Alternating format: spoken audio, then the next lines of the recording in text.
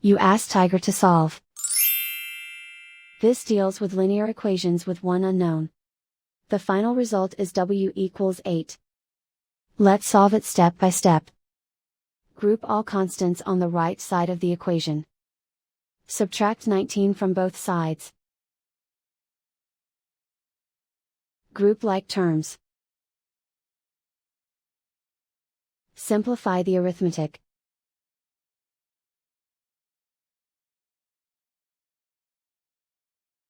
Isolate the w. Divide both sides by 6. Simplify the fraction. Find the greatest common factor of the numerator and denominator. Factor out and cancel the greatest common factor.